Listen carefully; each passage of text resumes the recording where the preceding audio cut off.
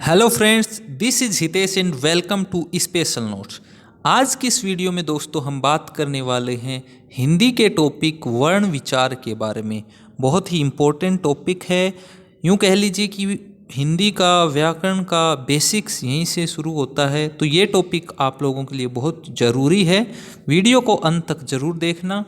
तो चलिए शुरू करते हैं। देखिए, सबसे पहले वर्ण विचार की अगर बात करें अपन, तो वर्ण जो विचार है, व्रय जो धातु है, संस्कृत की व्रय धातु है, व्रय धातु है संस्कृत की, जिसका शाब्दिक अर्थ है ध्वनि या फिर चुनना। शाब्दिक अर्थ होता है ध्वनि या चुनना। या फिर अगर हम कहें भाषा की सबसे छोटी इकाई, वो होती है वर्ण। या फिर हम कहें व्याकरण शास्त्र के अनुसार लिखित लिपिबद्ध रूप वर्ण, वह ध्वनि जिसके खंड न हो वर्ण। ये सब क्या है? वर्ण की ही परिभाषाएं या फिर वर्ण का ही अर्थ हम कह सकते हैं। ठीक है। फिर आता है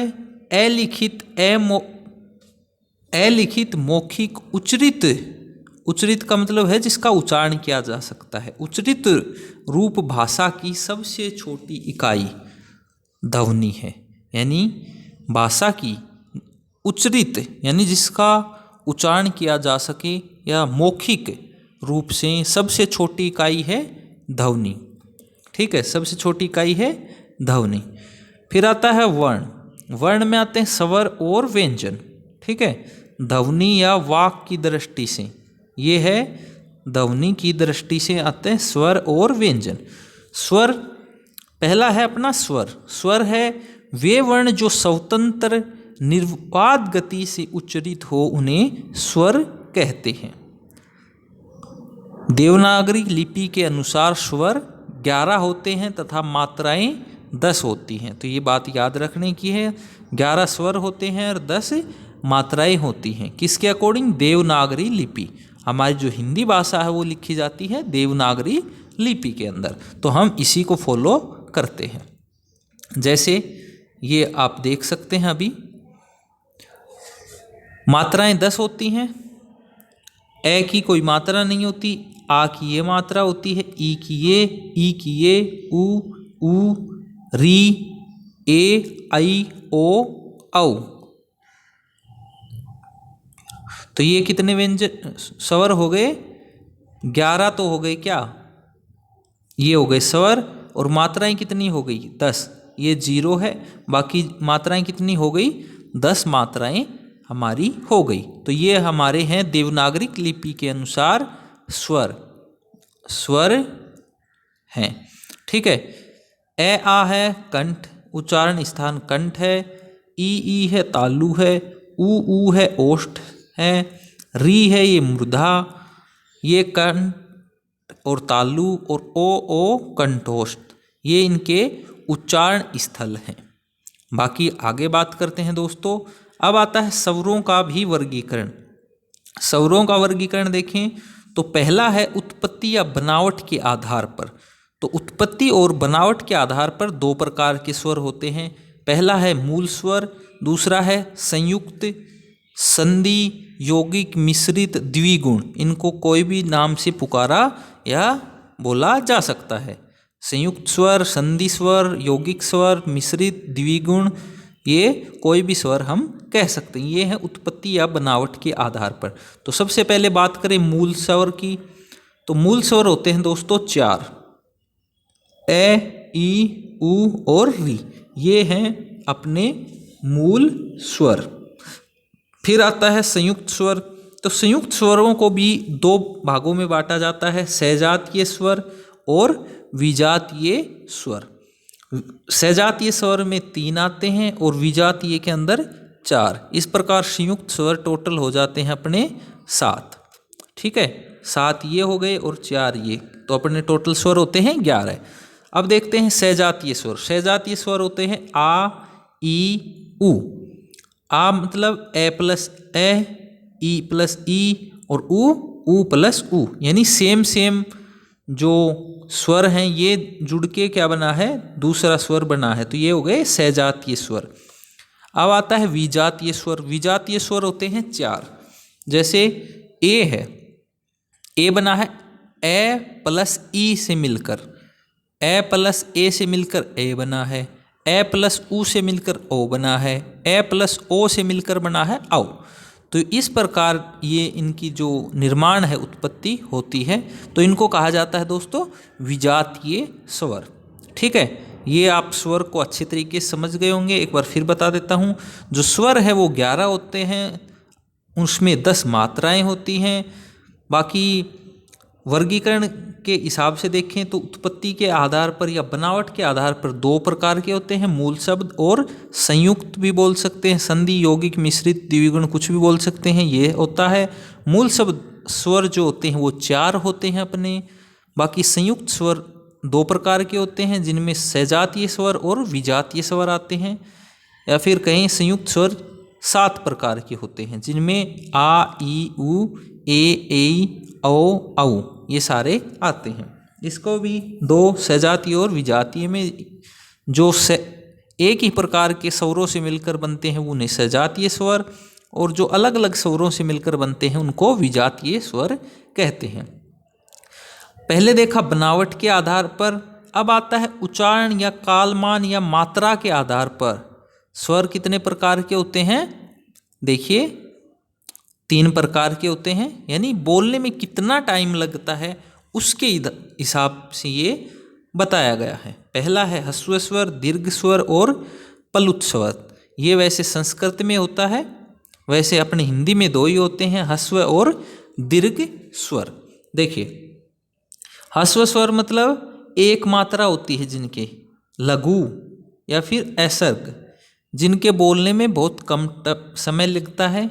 फिर आता है दीर्घ, इसमें द्विमात्रिक स्वर होते हैं और इनको बोलने में ह्रस्व स्वर से दुगना समय लगता है। जैसे ए, उ, ई, री, ये हैं ह्रस्व स्वर।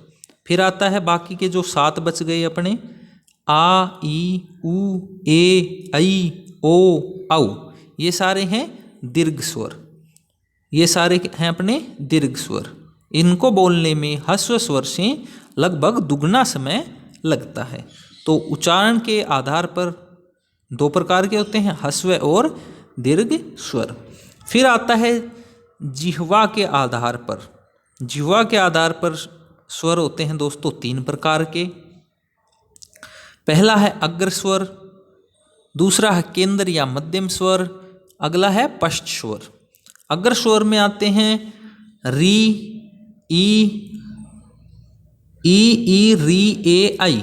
केंद्र में आता है ए, पश्च में आते हैं उ, ओ, औ, आ।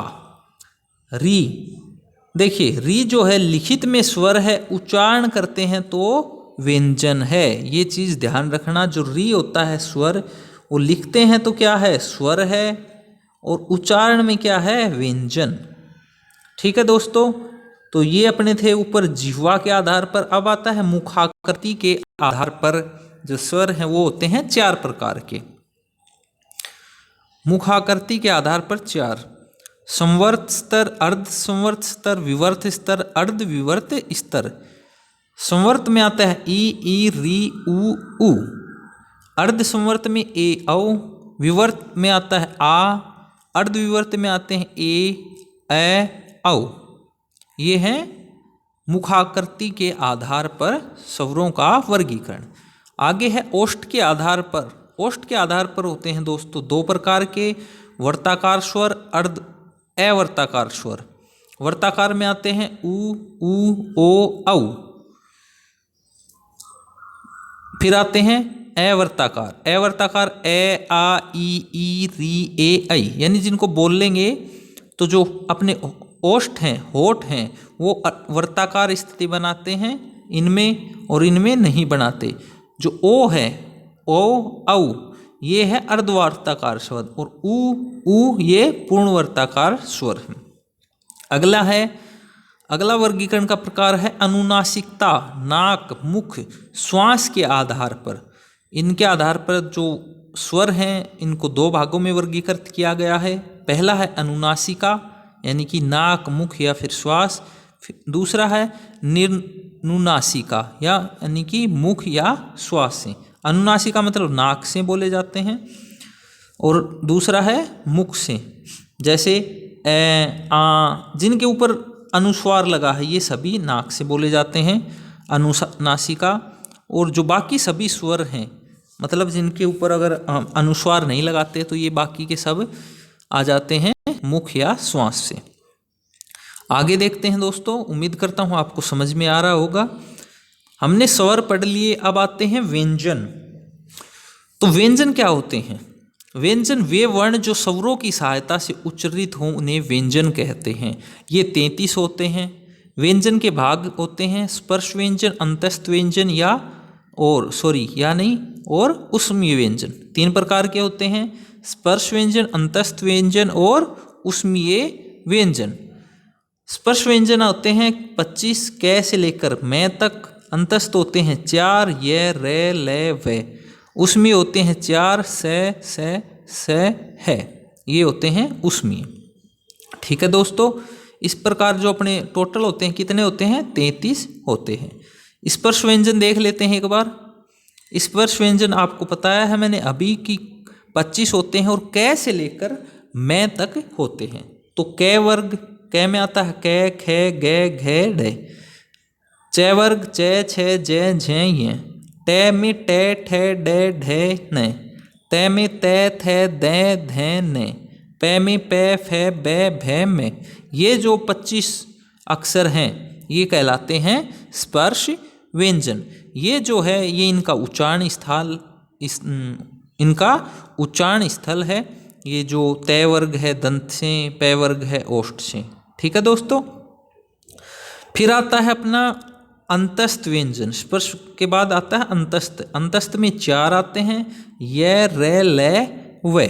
ठीक है, ये और वे जो होते हैं अर्ध स्वर कहते हैं। रे को प्रकंपित और ले को पार्श्विक वर्ण कहा जाता है।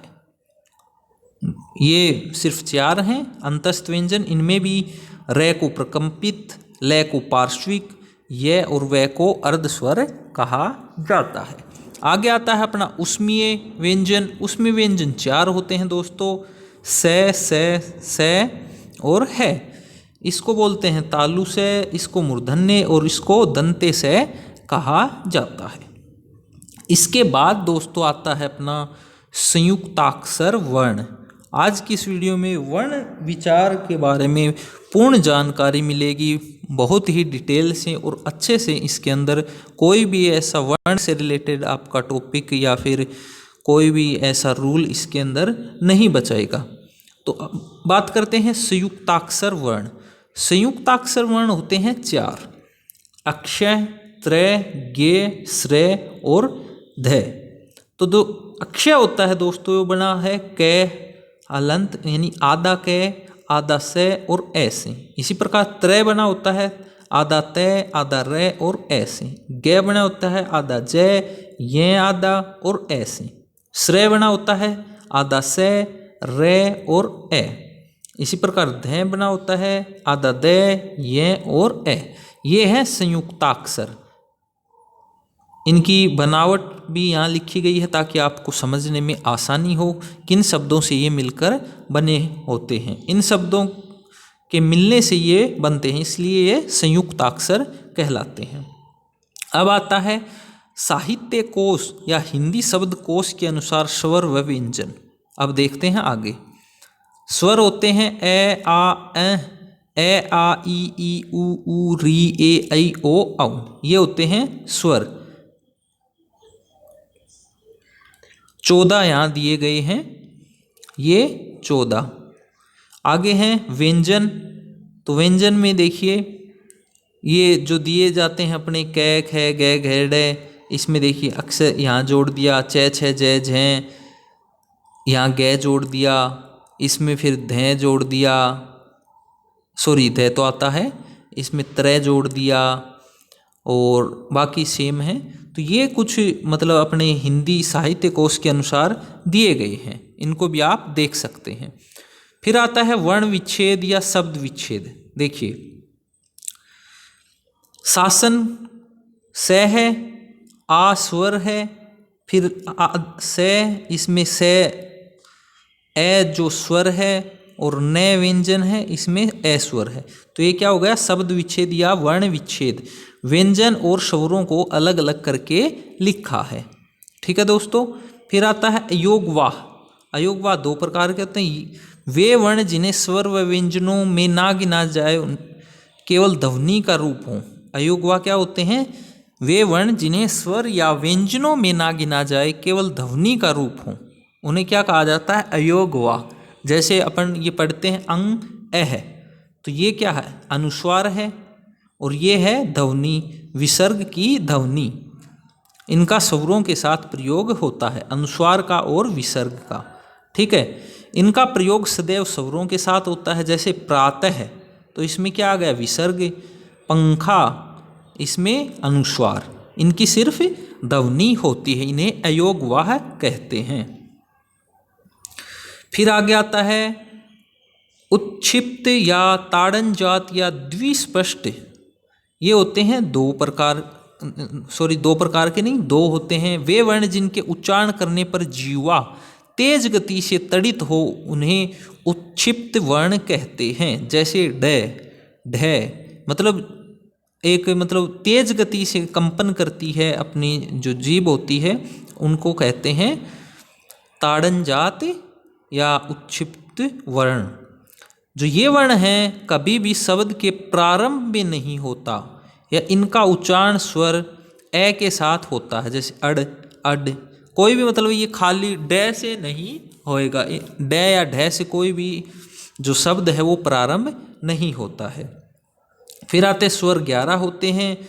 अगर हम लास्ट में देखते हैं, ये देखिए स्वर 11 होते हैं, व्यंजन 33 होते हैं, टोटल हो जाते हैं 44 मूल वर्ण। उसके बाद संयुक्ताक्षर आते हैं 4, अयोगवाह 2, उत्क्षिप्त 2। तो टोटल इस प्रकार कितने बन जाते हैं, 52 वर्ण जो हैं ये अपने बन जाते हैं। देखिए 11 तो सबसे पहले जो मूल वो थे अपने स्वर थे, 33 हो गए व्यंजन, उसके बाद 4 संयुक्ताक्षर, 2 अयोगवाह, अयोगवाह मतलब अनुस्वार और विसर्ग, फिर आ गए उत्क्षिप्त, उत्क्षिप्त में डे और ढे आ गए।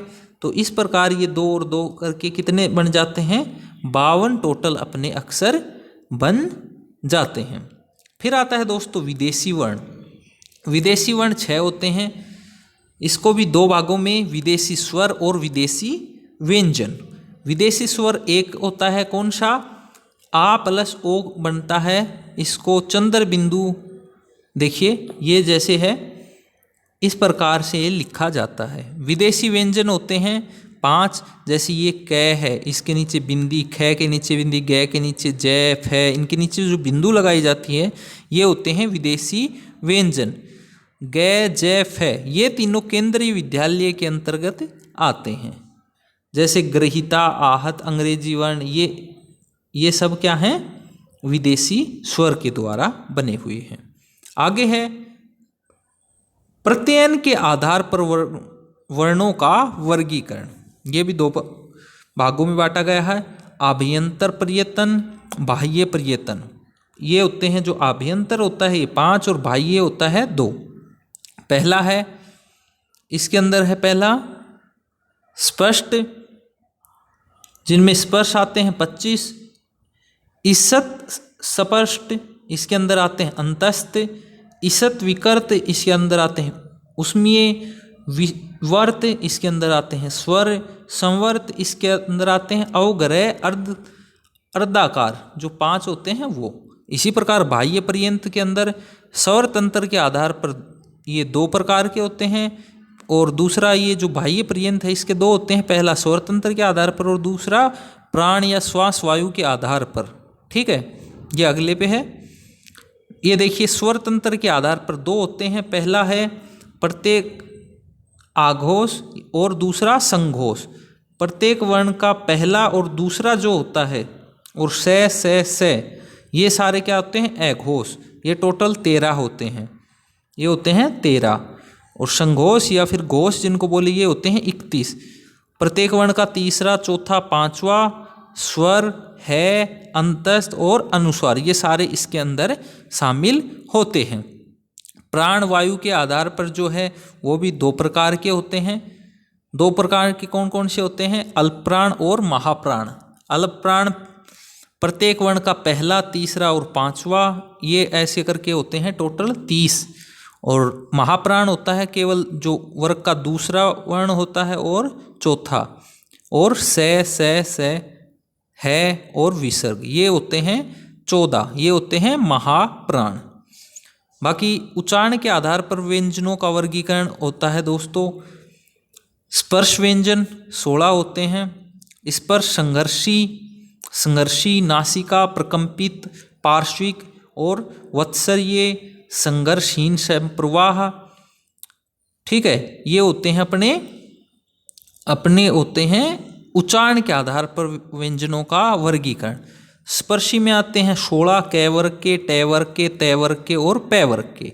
स्पर्श संघर्षी में आते हैं चै वर्ग के, 4 अक्षर आते हैं चै वर्ग के।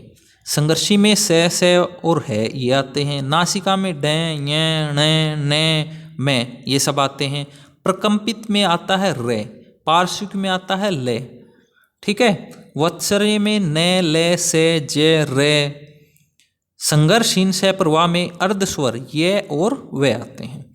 फिर आता है, ये कुछ रे के हैं, देखिए रे के पर हैं 4।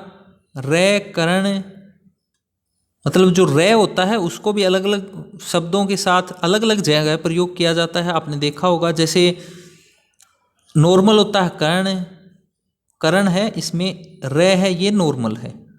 फिर आशीर्वाद में जो ऊपर ऐसे लिखा जाता है ये वाला आशीर्वाद, ठीक है, ये पूरा होता है, उच्चारण पहले होता है। जो वे है, देखिए मैं लिख के दिखाता हूँ आपको। जैसे ये है आशीर्वाद लिखा है, ठीक है, तो इसमें जो रे है ये पूरा रे है, और जिस वर्ण के ऊपर है उससे पहले इसका उच्चारण होता है। जैसे आशीर्वाद, तो ये है पहले उच्चारण होगा आशीर्वाद, ठीक है।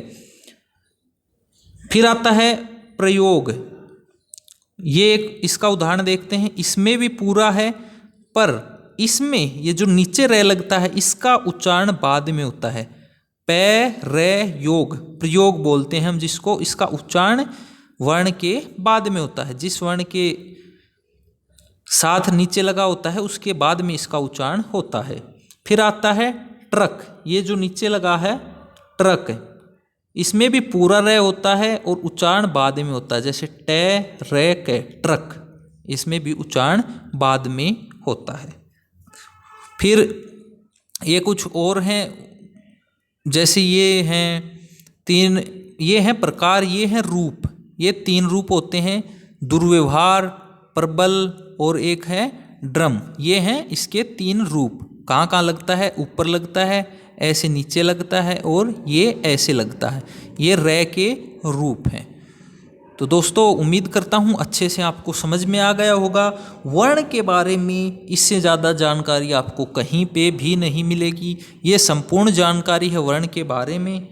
तो अगर आपको समझ में नहीं आया है तो वीडियो को पॉज करके दोबारा देखें, और वीडियो पसंद आई हो तो दोस्तों अपने दोस्तों के साथ, साथियों के साथ ज़रूर शेयर करें ताकि उनको भी जानकारी मिले। दोस्तों मिलेंगे इसी प्रकार की एक और वीडियो में, तब तक के लिए जय हिंद, टेक केयर, बाय बाय।